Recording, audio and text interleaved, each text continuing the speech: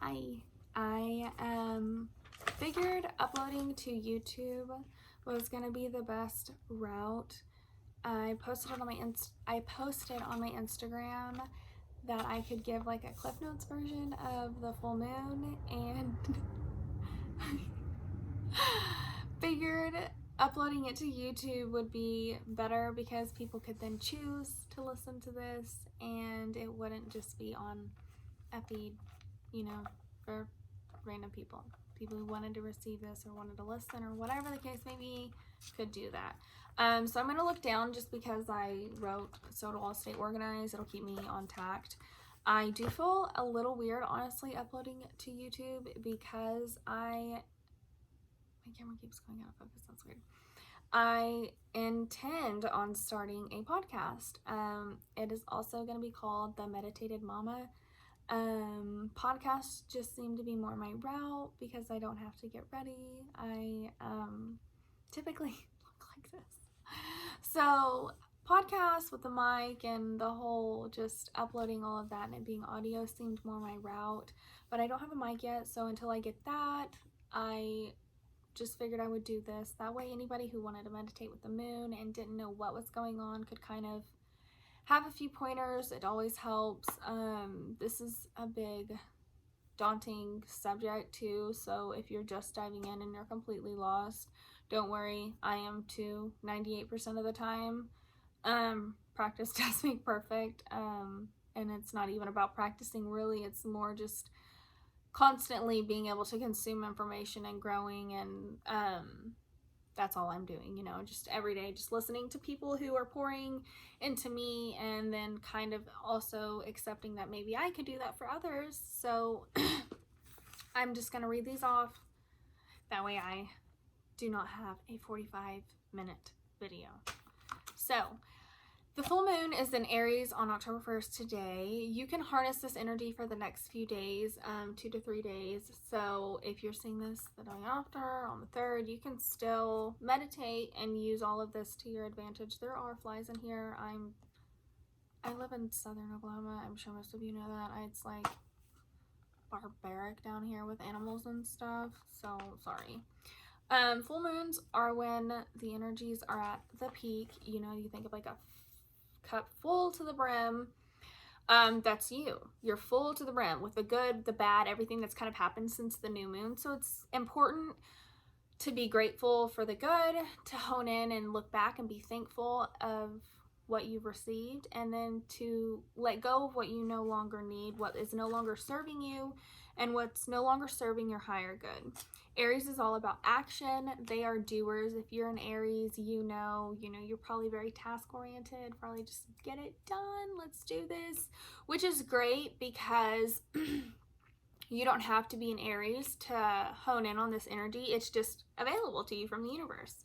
So if you've been feeling a pull toward like changing your career or investing in some wild idea, or becoming like a philanthropist or entrepreneur, whatever it is, like internally your voice, and it's not just going to be career motivated, it's going to be completely self-motivated, self-transformation things. It's like probably like things that are very scary to you to do, but it's your higher self, like I said before, guiding you. So you definitely want to hone in and take time to pause. That's what's great about the full moon, just taking time to pause and reflect and think and just make moves and ideas for the future and for self, and to constantly be aware and be in tune, so you're always evolving. So when I meditate, I try to like write out some questions for myself to kind of like meditate over. If you are beginning to meditate, you can follow a guided meditation. That's what I did in the beginning. And if you like want me to go over like a full what I do for the full moon, just let me know, because that's a whole different deal. I just want to go over with y'all like what the full, what you can do and what the questions are. So find out who you truly are. What are you building for yourself right now? The kind of happiness you had when you were little, the belief and faith that it would all end up in a fairy tale. So the things that you did for yourself when you were little, whether it was dressing funny, the idealism that you had before you built this world with opinions and this like glass house for people to kind of throw stones at as you get older. It's like serving that little inner you that's going to bring you the most happiness without judgment. My weird deal is like dancing. I'm a weird dancer. Posted a few weird dancing TikToks. I love driving around, dancing, screaming, yelling music. It's my thing. It's what brings me joy. People probably laughing at me, but they're laughing with me too, and that's okay.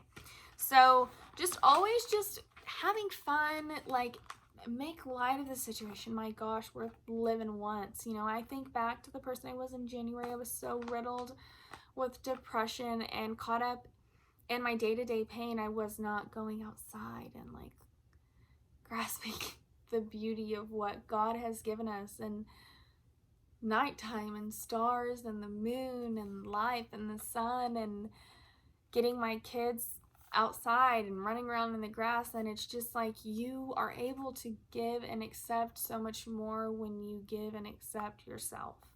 But it has to start inward for it to be outward. And I was so judgmental of myself for a long time because I was forcing it outward. And once I surrendered and I let it inward, that's when it just came and it flowed outward.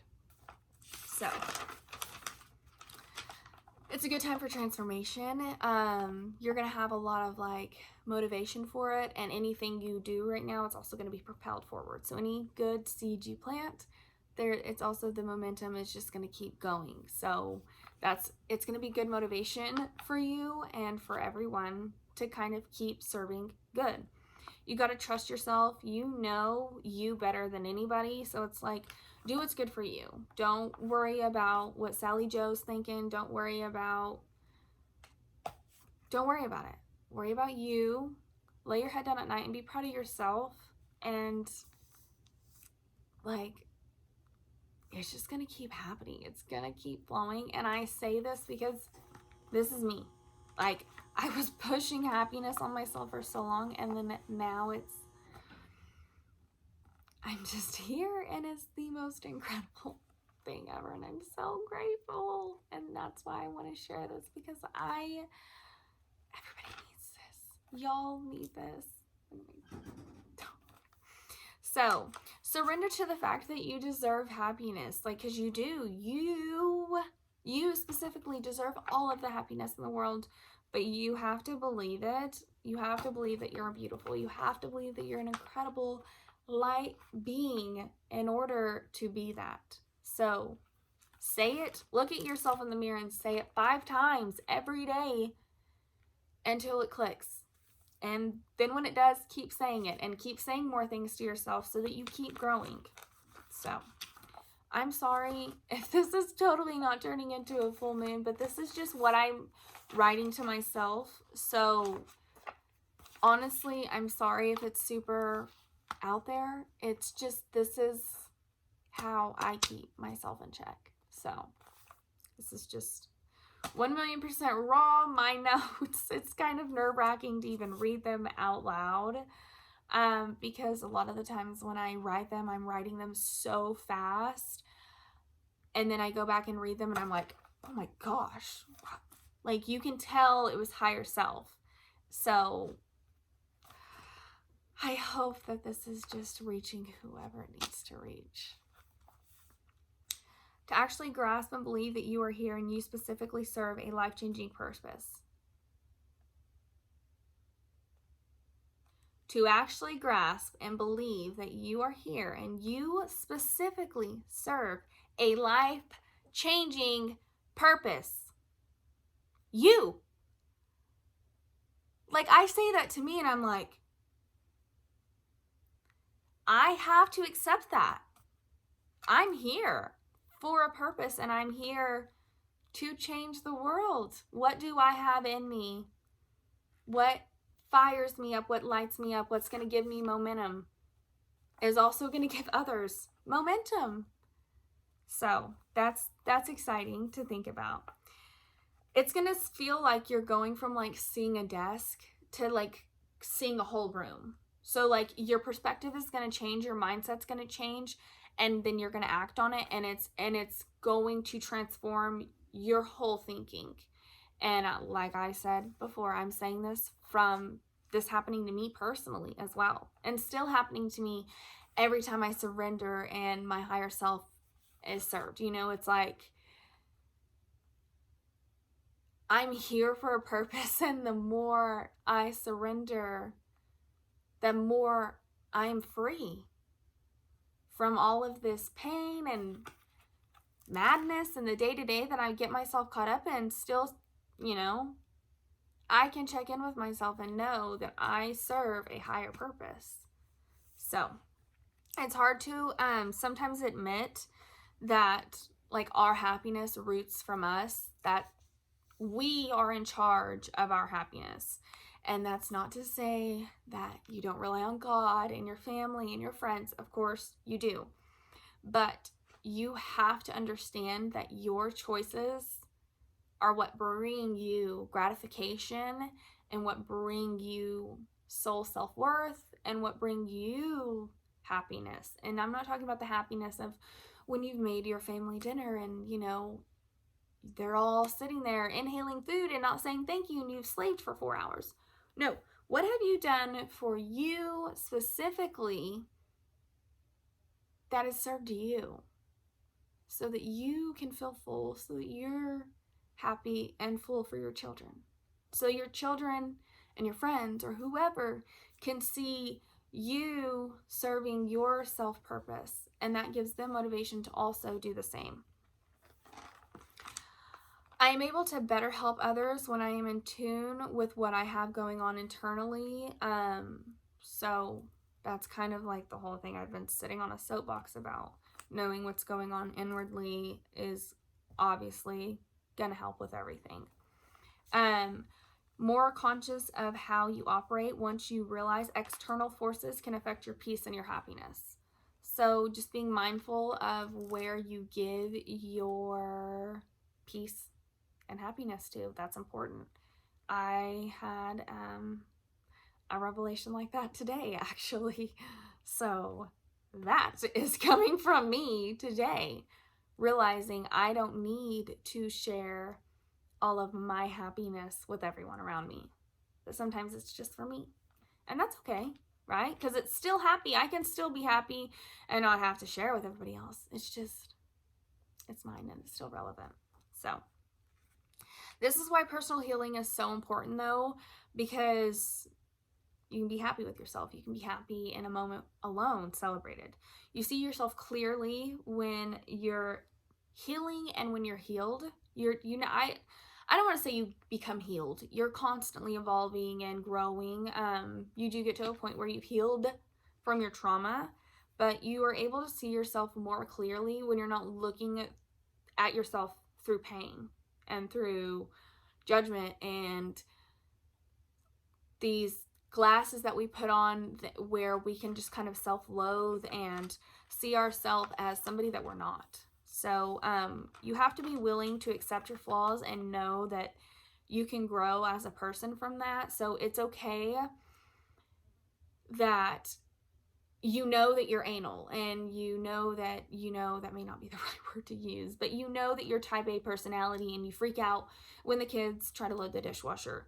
You need to be maybe a little willing to kind of lighten the reins a little bit and let them learn to grow, because that's also going to help them not to have a wife that's constantly doing everything for them. They're going to be self-reliant little humans because they were able to flaw and load the dishwasher wrong when they were little and be taught the right way to do it.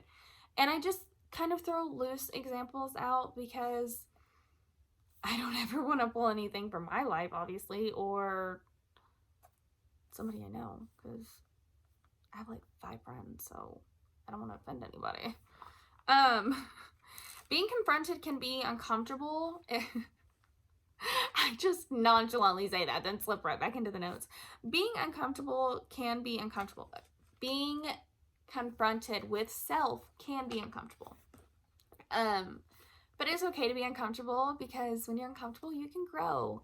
You can accept that about yourself, and it takes some time, and you get to a point, it's hard. It really is. It's hard because I feel like you get to a point where it's like you grow and you look at all these videos and you get enlightened and you see all this good information, and then you're like, okay, let me sit down and think about everything I don't like about myself. Let me bullet out shadow work for me to do. Let me self-analyze where I need to grow. It's a tough thing to do, but it's important to do because it helps us not carry around our trauma and hurt others with our baggage. And that's the thing. It's like we're constantly exchanging frequencies.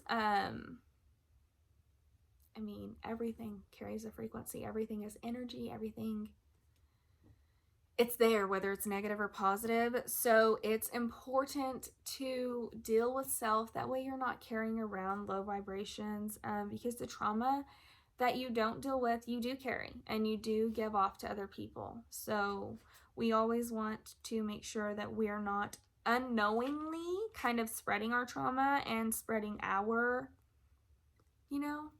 things that are internal just by it being a part of our life.